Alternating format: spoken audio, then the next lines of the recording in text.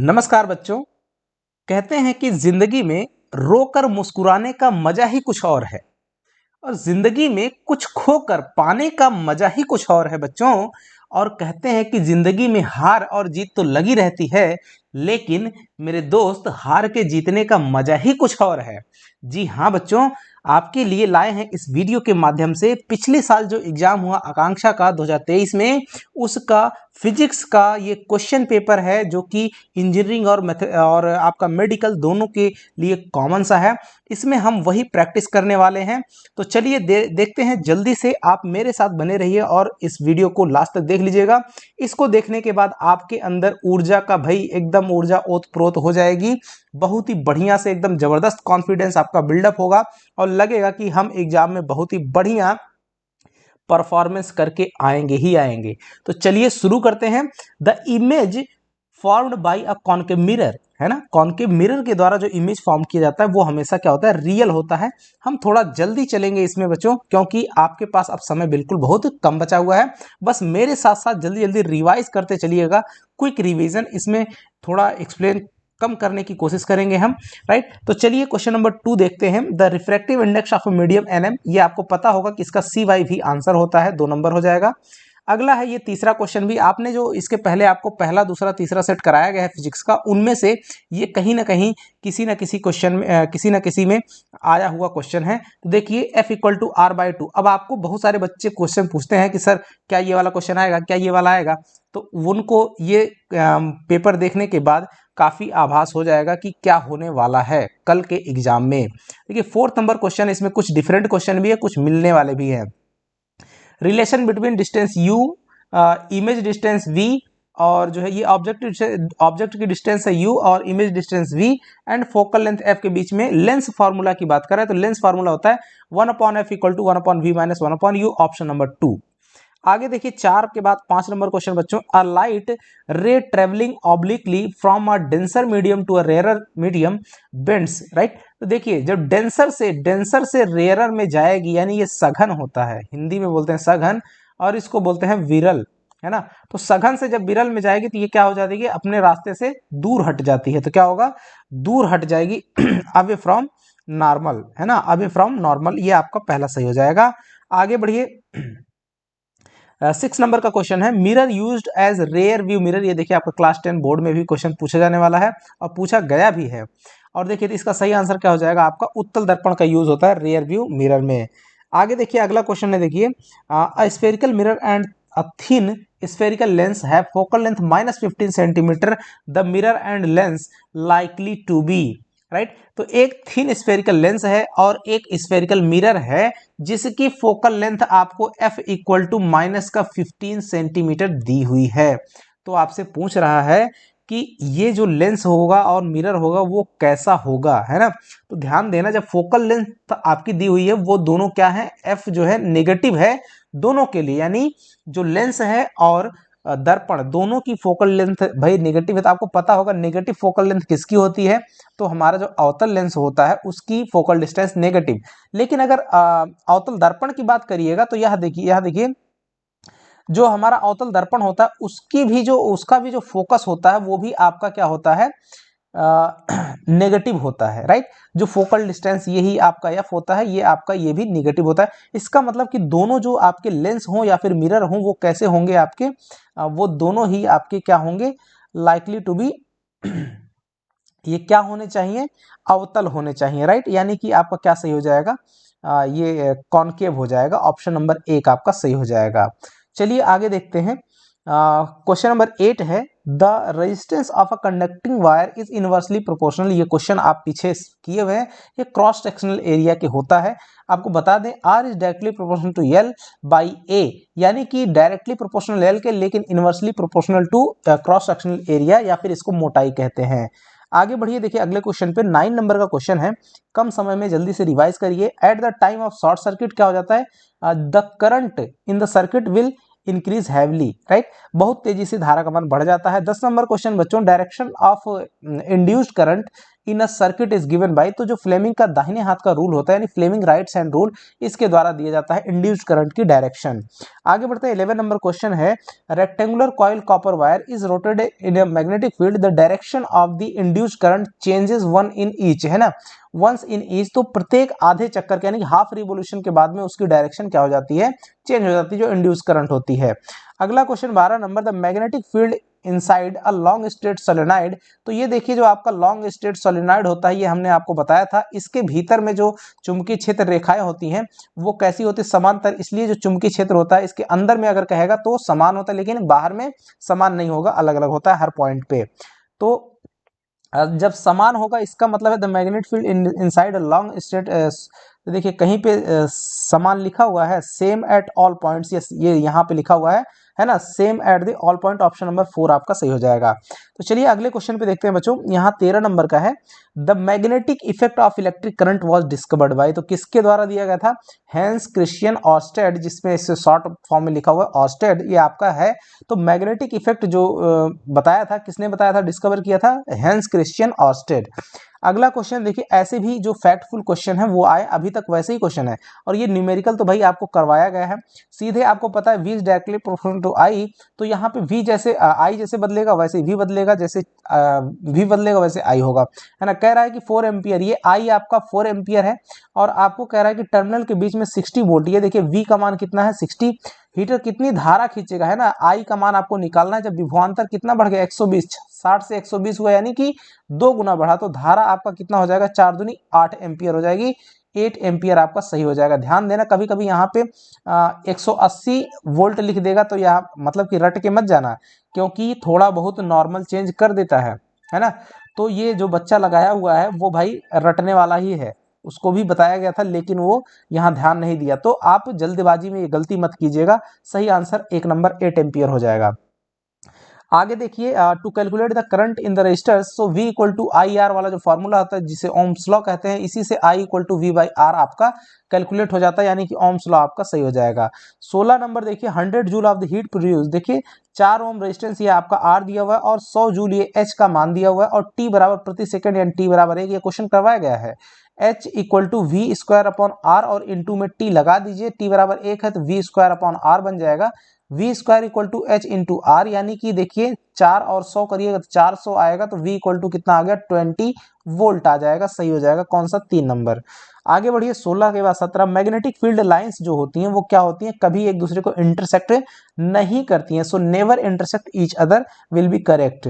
Next question is 18 number, the effect जो the effective diameter of circular outline of a spherical lens is called its, क्या कहलाता है, aperture कहलाता है, ये ऑप्शन नंबर 3 आपका, यानी कि हिंदी में द्वारक कहते हैं।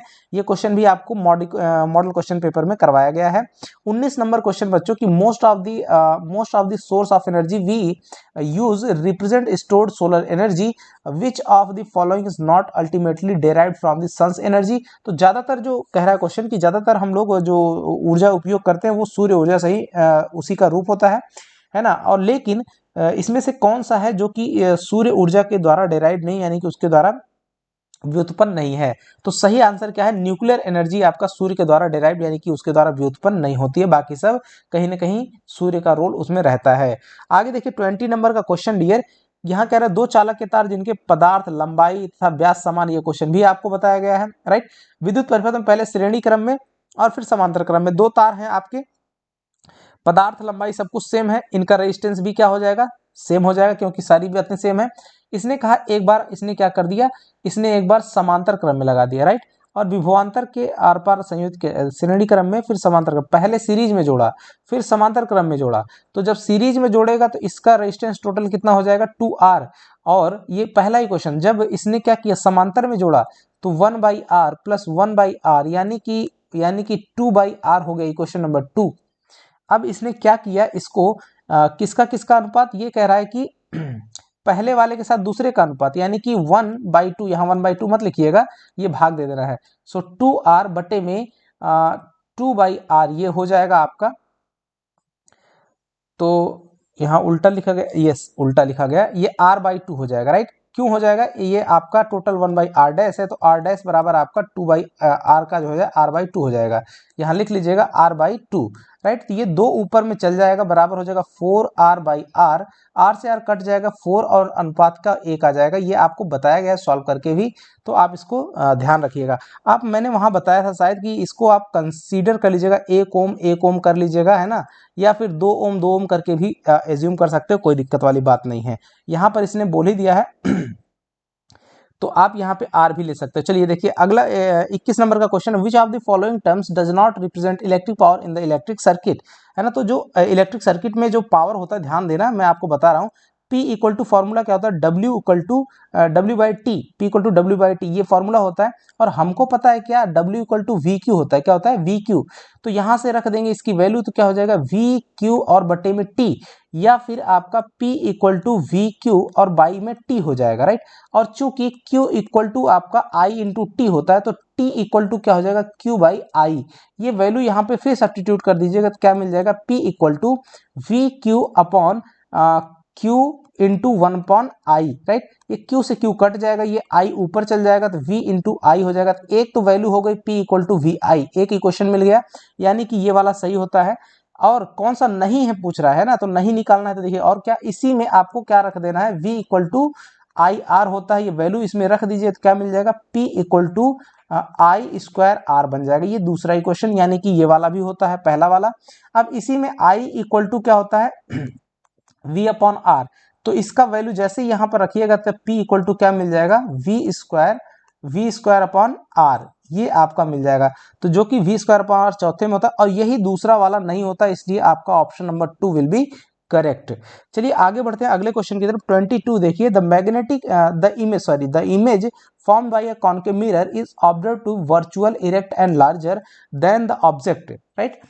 Where should be the position of the object? तो कह रहा है कि ये जो आपका किसी अवतल दर्पण से जो प्रतिबिंब होता है, वो आभासी, सीधा तथा बिंब से बड़ा पाया गया, परंतु तो वस्तु की स्थिति कहाँ होनी चाहिए। देखिए बच्चों, ये होता है, इसका सही answer, between the pole and mirror and its principal focus, यानी कि P और F के बीच में आपका होता है।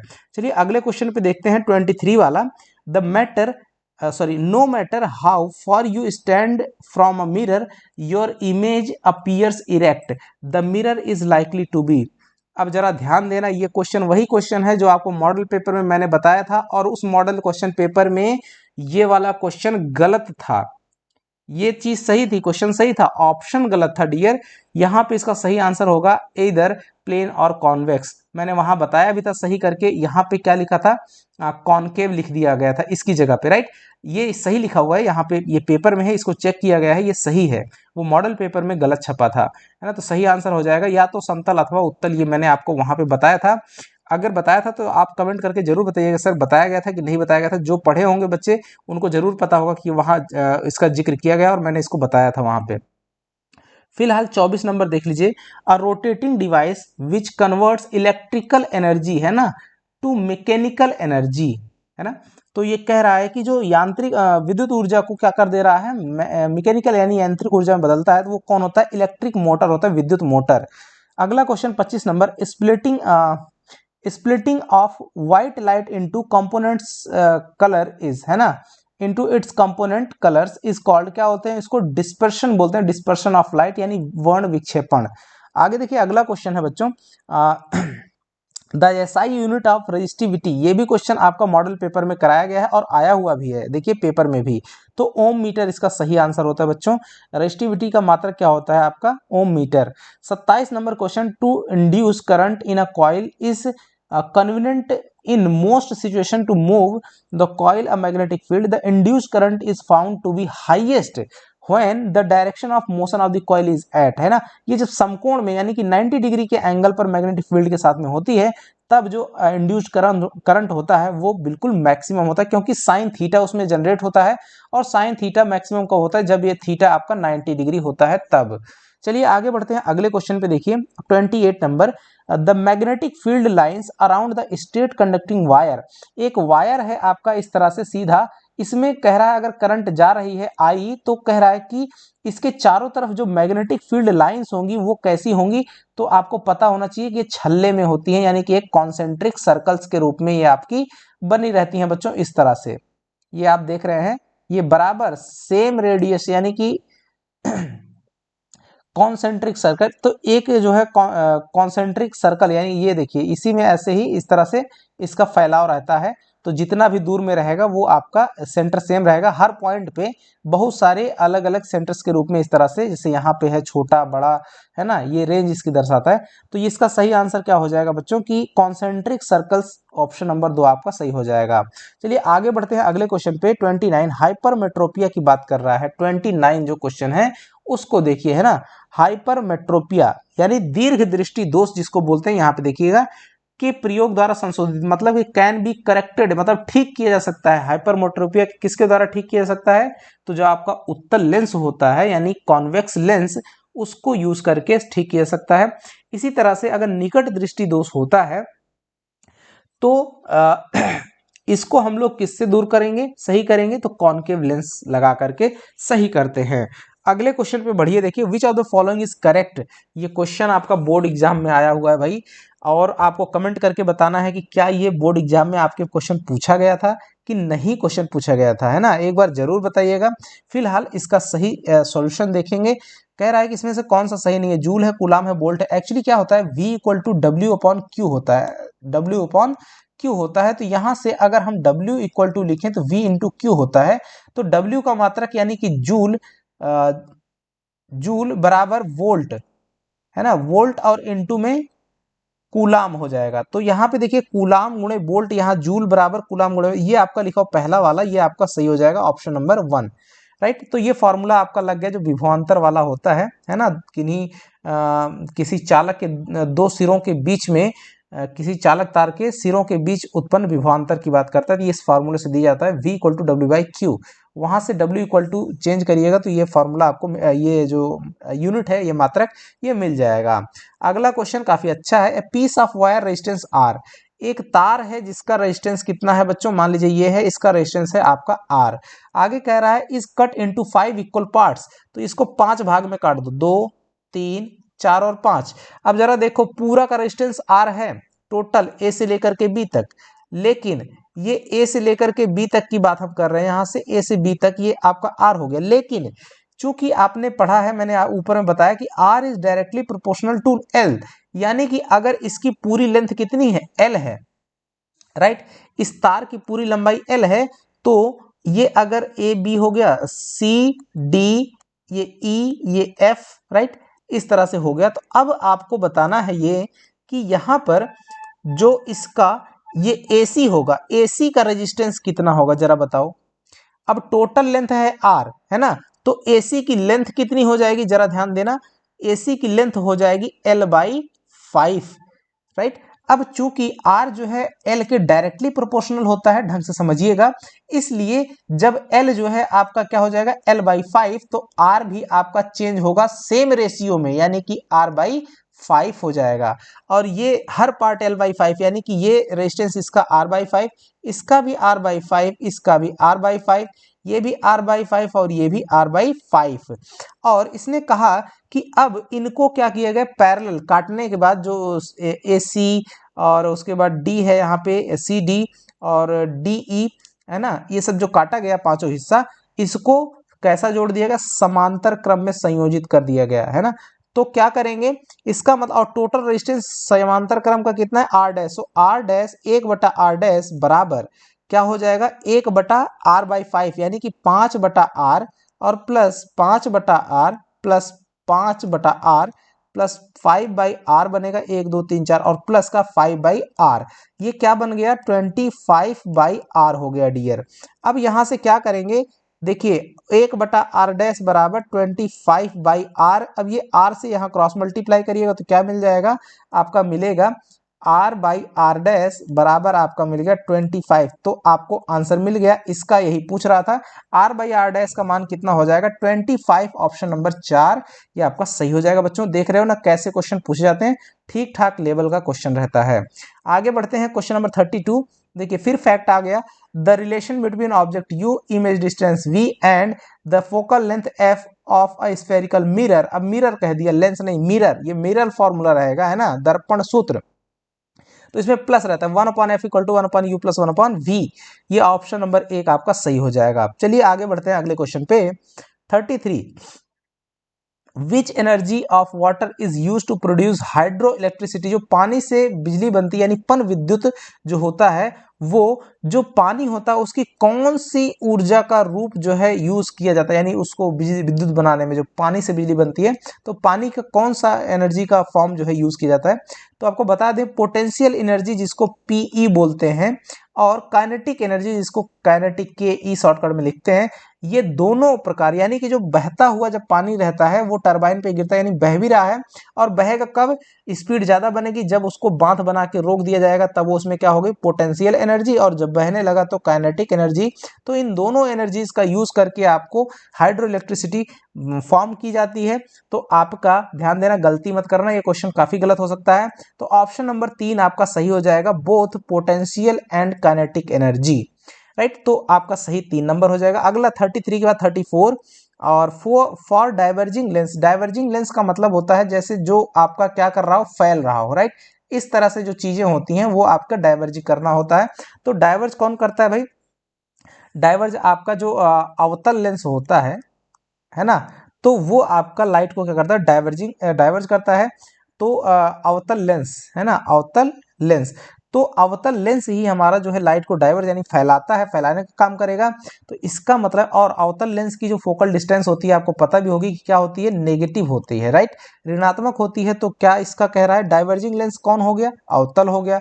तो उसकी फोकल लेंथ पूछ रहा है, तो क्या होगी, negative. Option number 2 will be correct. Next question is 35, the ratio of angle of incident यानी कि sine I and angle of refraction sine R, this will equal to a constant, that means कि sine I by sine R equal to constant, a constant, right, जिसको हम लोग n कहते हैं अपवर्तनांक, right. इसको हम लोग कहते हैं Snell's rule, right, Snell's rule.